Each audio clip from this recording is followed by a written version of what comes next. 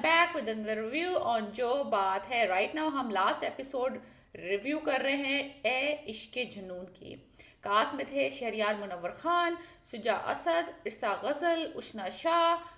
बहुत अच्छी कास्ट थी। Supremely talented people I must से कि ये सब ने जो काम किया है इस ड्रामे में, ओवरऑल वेरी गुड प्रोडक्शन थी। सुजा असद ने बहुत अच्छा काम किया है, kudos to him in a negative role, और उन्होंने बेहतरीन परफॉर्मेंस दी। अगर मैं उनको रेट करूँ from all the cast member, he is on the top, because उनकी जो एक्टिंग थी वो फिनोमिनल थी इन अ नेगेटिव रोल। वो शहरोज़ का उन्होंने किरदार अदा किया इसमें, जो कि राहिम जो शहरियार मुनव्वर खान है उनके छोटे भाई बने हैं, और नेगेटिव रोल है। एनीवेज, मैंने पिछली दफ़ा भी कहा था और मैं इस दफ़ा फिर दोबारा कह रही हूँ कि ये जो एपिसोड है ये एक्स्ट्रा एपिसोड थी। लास्ट एपिसोड, पिछली एपिसोड में सब कुछ निमट चुका था, कहानी ख़त्म हो चुकी थी, शहरोज़ अरेस्ट हो चुके थे, प्रॉपर्टी डिस्ट्रीब्यूट हो चुकी थी, फादर अल्लाह को प्यारे हो चुके थे, सबको सब सबक मिल गए थे, सबको सब कुछ मिल गया था। इस एपिसोड को बनाने की कोई ज़रूरत नहीं थी, और डेफिनेटली एंड डेफिनेटली शहरोज़ को मारने की कोई ज़रूरत नहीं थी। There is no need. खानी में भी देखें आप, फिरोज खान का जो रोल था, वो मर्डर किया था उसने उसके भाई का, उसके बाद उसको दिखाया कि उसको उम्र कैद की सज़ा हो गई, वो जेल में है, उसको मारा नहीं गया। इस केस, इस ड्रामे में कत्ल नहीं हुआ, रेप नहीं हुआ, किडनैपिंग नहीं हुई, सब कुछ अटेम्प्ट हुए और हर दफ़ा फेल हुआ है। शहरोज़ इस लिहाज से हर दफ़ा एज अ क्रिमिनल फेल हुआ है कि जो जो काम उसने क्रिमिनल वाले करने की कोशिश की वो फेल हुए। एनीवेज, फिर वो उन्होंने दिखाया है कि मदर ने, तो ऑफ कोर्स मदर उसकी जो है वो अनकंडीशनल लव करती है शहरोज़ से, और वो कह रही है कि मैं तो उसको प्रोटेक्ट करूंगी चाहे दुनिया उसके अगेंस्ट हो जाए। तो राहिम साहब कहते हैं कि असल में मैं उसका दुश्मन नहीं हूँ, आप हमेशा से हम समझती थी कि मैं उसका दुश्मन हूँ, मैं उसका दुश्मन हूँ, असल में दुश्मन आप हैं, क्योंकि आपने उसको हमेशा शेयर दी और उसको हमेशा प्रोटेक्ट किया, उसकी राइट और रॉन्ग में कभी उसको फर्क नहीं किया। एनीवेज, इरसा गज़ल ने बहुत अच्छा काम किया इसमें। आप लोगों को अगर पता ना हो तो मैं आपको बता दूं कि जो इरसा गज़ल, जो आफिया ने का जो इन्होंने रोल किया था, वो और उशना शाह एमन, ये सगी बहनें हैं।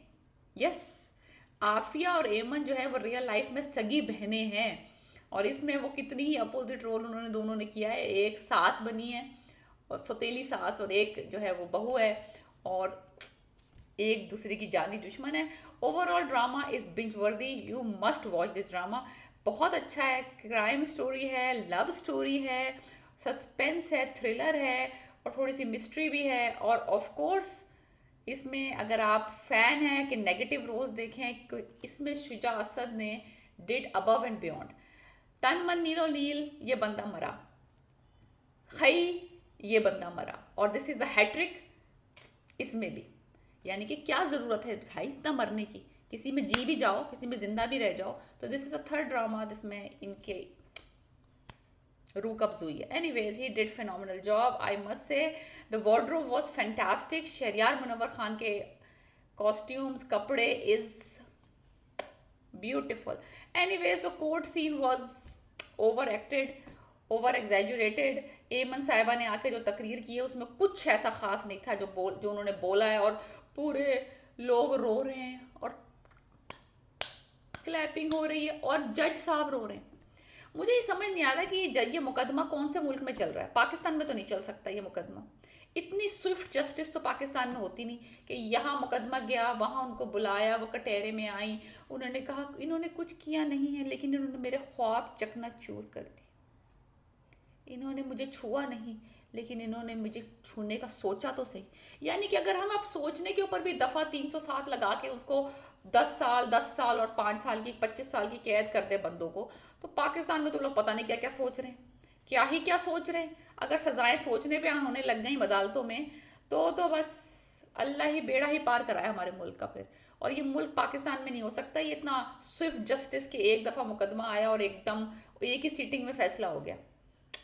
जमाल साहब भी सही हो गए अदालत पहुंचते, जबकि माँ अगवा हुई हुई है। Anyways, is all, there is no need for this episode, I must say. उन लास्ट एपिसोड में आखिर में बच्चा दिखा देते राहिम का और एमन का, और कहानी ख़त्म कर देते, और शहरोज़ को जेल में दिखा देते कि वो जेल में 3 से 5 साल की सज़ा भुगत रहा है। 10 साल की attempt to murder, another attempt to murder 10 years, और 5 ईयर्स पता कॉन्स्पिरेसी है, पता नहीं रेप है, जो हुआ नहीं, कुछ भी नहीं हुआ है, बस अटेम्प्ट अटेम्प्ट अटेम्प्ट हुई हैं और तीनों अटेम्प्ट फेल हुई हैं। और उस बंदे को 25 साल की सजा। बंदे को गुस्सा तो आनी था, मैं भी उसकी जगह होती तो गन तो उठा ही लेती, जज ही को मारती सबसे पहले। लाइक किस किस्म के फैसले दे रहे हो, इतनी लंबी लंबी सजाएं, 25 साल की सजा अटेम्प्ट पे हैं।